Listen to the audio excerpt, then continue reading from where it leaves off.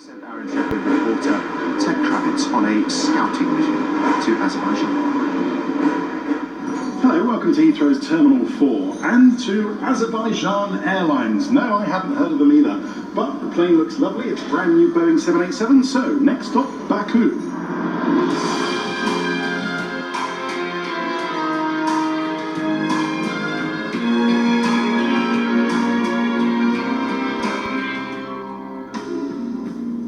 Baku's famous for a few things, having one of those massive flags, these amazing flame buildings which look like they're coming out of the ground, being the venue of Eurovision, being in that Bond film with Pierce Brosnan, hosting the European Games last year. But now they're part of the Formula One World Tour, and it's more or less a twilight race. This is a city and a country built on oil. At the beginning of the 20th century, nearly half the world's oil came from round here.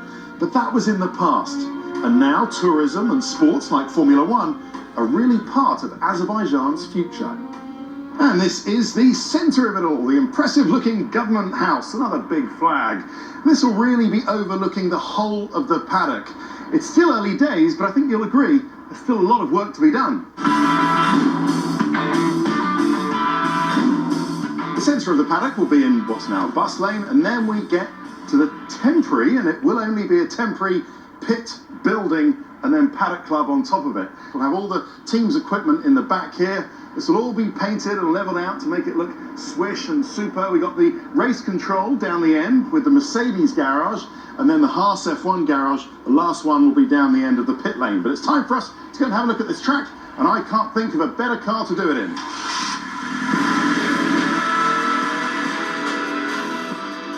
Right, here we go, down pit lane. Got a little bit of a seatbelt malfunction. I'll tell you what, I'll just drape it over my shoulder. Like that.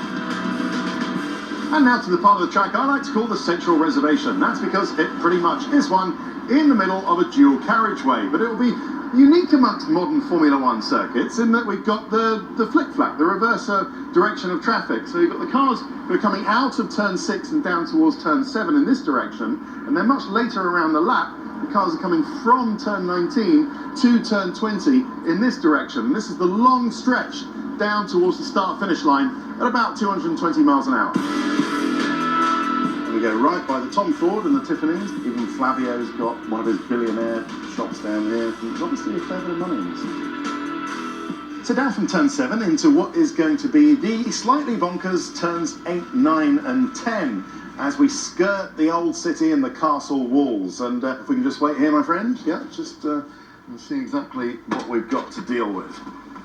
And what we've got to deal with is something that won't still be cobbled, sadly. It would be a bit of an ask on the car's suspension to go over these cobbles. They'll lay a protective layer and then they'll tarmac asphalt over these cobbles.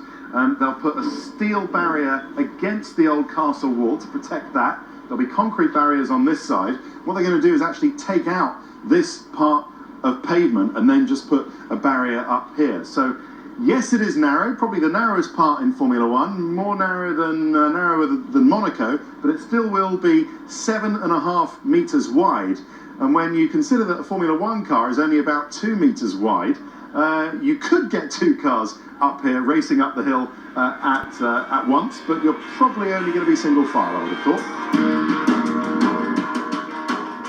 And then as the drivers power up the hill, they'll take an apex around where this larder is, and they'll be forgiven for not having time to stop and look at the wonderful 12th century old city walls. Then it's straight down into a few long and very fast left-handers as we go down past the presidential palace.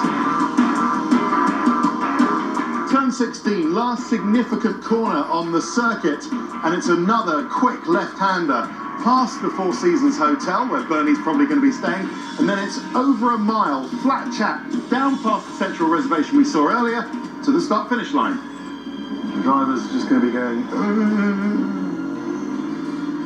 Baku's a fabulous city, unusual, exotic, yet very European in its feel and architecture. Once they get this circuit finished, it's going to be a highlight of the Formula One calendar.